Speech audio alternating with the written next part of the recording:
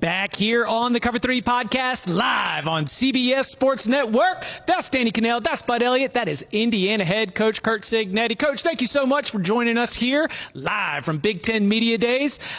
This is such a different environment than when you came to Big Ten Media Days 1 year ago. After school record for conference wins, school record for wins, you've got the top 10 finish for the first time since 1967. How have you seen the way that Indiana football is being discussed change across the last 12 months? Well, I think people know who we are. Right. They're aware of who we're playing and scheduled to play. And, I think there's a lot of respect out there for what we got done. I mean, it was best record in school history, right. 126 years. So, here we go again. But you got to start over. Every team in America got to start over, regardless of how you did the year before. It's like building a house. You got to start with the foundation. So you got to have the right people in place and have a blueprint plan and, standards, expectations. So I think we got a lot of good pieces out there, and now we got to mold a team. And, people say, like, you're going to have a target on your back this year. And I said, does that mean we can't hunt too? I mean, we can't hunt anymore? Right? So it's all good. I love that mentality. One of the things you made a lot of waves with some comments that you said, including when you first took the job, you were introduced at the basketball game and you called out everybody, Purdue and then Ohio State and Michigan.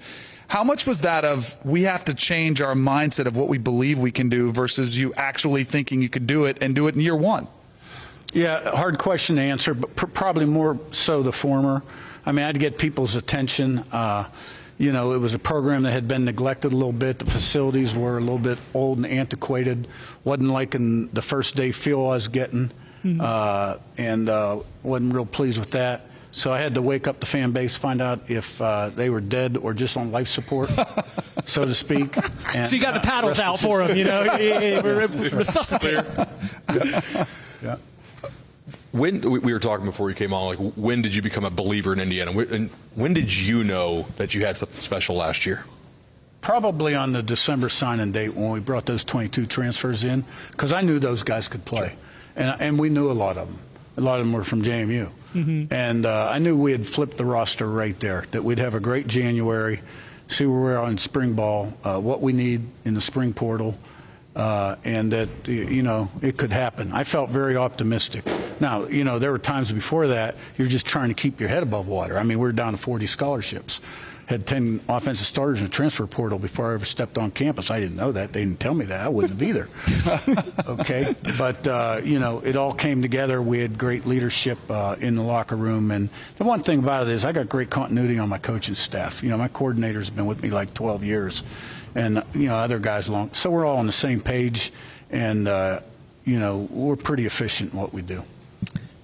Fast, physical, relentless, smart, disciplined, poised. Yep. I get it? Not affected by success, not affected by failure, never ever satisfied till the end of the game. When you're thinking about ways to communicate a message, because coaching is coaching, right? You've got to be able to communicate a message to a locker room.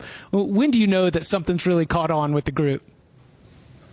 When you see 11 guys doing their job consistently and doing it like you want them to, and responding and reacting to certain things that occur the way winners do. That's buy-in. And you're changing the way people think. But if you got the right kind of guys, they want to be coached, they want to be great players, and they want to win. Because when you win, everybody gets more all-conference, NFL opportunity, et cetera. So you see it show up on tape. Yep, and how a team handles success, failure, et cetera. And there's a good core leadership nucleus down in the locker room that you can trust. Speaking of seeing on tape, what did you see from Mendoza, your transfer quarterback this year, that made you want to go after him? He's a big guy. He's tall, athletic, mobile, fast, quick release, strong arm, can make all the throws, good zip on the ball, throws the ball well on the move. Played a lot of good football at Cal. He's got some areas he's got to improve on, but he knows that. And he finished spring ball. His last 5 practices I really liked, and really just have a lot of confidence that he's going to develop and really do some special things for us. I think sometimes people just assume, oh, he played well at Cal, he'll just plug him in over here at Indiana. But I think one of the more complex things about playing quarterback is learning a system, the nuances of it, getting familiar with the terminology. How do you speed up that process with somebody who you need to have an impact week 1? Yeah, I mean, I don't know how much you can speed it up. It kind of takes on its own natural progression because, like you said, the concepts may be the same or similar. They're called different. The way you practice is different. You got new teammates he's learning about. I got press coverage over here on both guys. Which one do I go to? So there's a learning curve, and they've all kind of followed the same curve. They struggle a little bit the first half of spring, kind of inconsistent. And you're installing a lot, too. The second half of spring, they're better. Have a good summer, and then totally different guy in fall camp. And then they really build on their successes early in the year. That first game, second game. That's what I've seen. Because our last 5 quarterbacks have all been one-year transfers. But they've all been player of the year in the conference on offense. Except Todd, Jordan, all the way through to Curtis. Yeah, and Centeo. Yeah. And then Cole Johnson, who succeeded. But DiNucci was actually a backup. Rourke wasn't player of the year, but he led the country in quarterback rating. Second team all-conference, had a great year. So Fernando, he's going to do a lot of good things for us. There's you made a joke right after you sat down about scheduling. I'm guessing that your future schedules has already become part of the conversation along the way. Is it how much do you, just as a philosophy, how much do you want to be a part of the future scheduling philosophies or picking opponents or making those decisions, working with the athletic department and trying to make those arrangements? Right, yeah. Okay, well, there was a scheduling philosophy, a new one that took place here before I was hired. And then once I got hired, I signed off on Virginia. Okay, we can get another home game out of this. Sure. So I'm cool with that. The SEC, which I brought up on the podium, 12 of their 16 teams play 3 G5 or FCS teams. That's 12 teams, 36 games, 29 G5, 7 FCS. So, we're not the only ones doing it. But I think there needs to be uniformity in scheduling down the road so we can take some of the talk out of the playoff selection and take some of the decision-making away from the committee.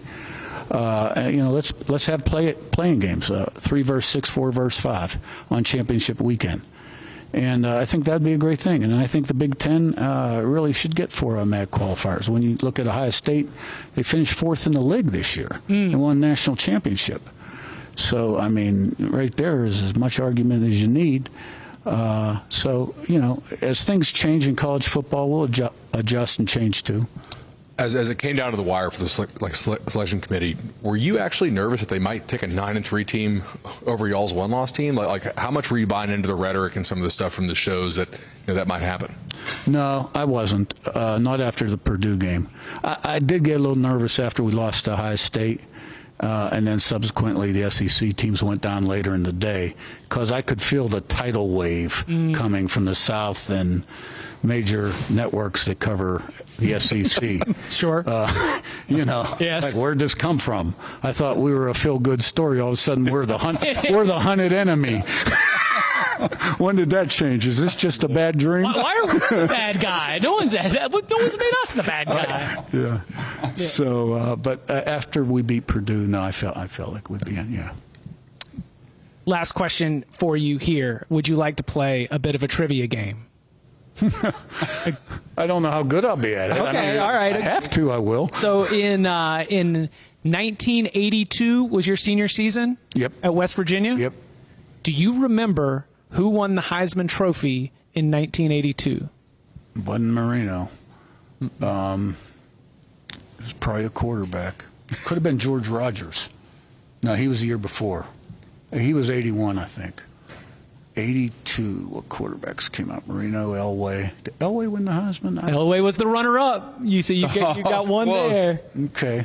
There were 6 of them drafted in the first round that year, maybe 7. Right. Wait a minute. I can't remember. Okay. Got your list? I do have my list. 1982, the winner, Georgia running back Herschel Walker. Oh, golly. First runner-up, Stanford quarterback John Elway. Second runner-up, SMU running back Eric Dickerson. Oh, yeah. Yeah, that's when you had, no doubt about it, Bo Jackson, Herschel Walker, and Marcus Dupree within 5 years of each other. Unbelievable. Well, I'll tell you what, we're putting everybody on the spot here. So you've got 1 point because you were able to name a finalist. Brett Bielema got 1 point. So right now you're tied for first place at the moment. All right. And I will update you later on who ends up winning this trivia challenge. I got to beat Bielema. Oh, he is Indiana head coach Curt Cignetti. Coach, thank you so much for spending some time with us here on the Cover 3 podcast. Thank you.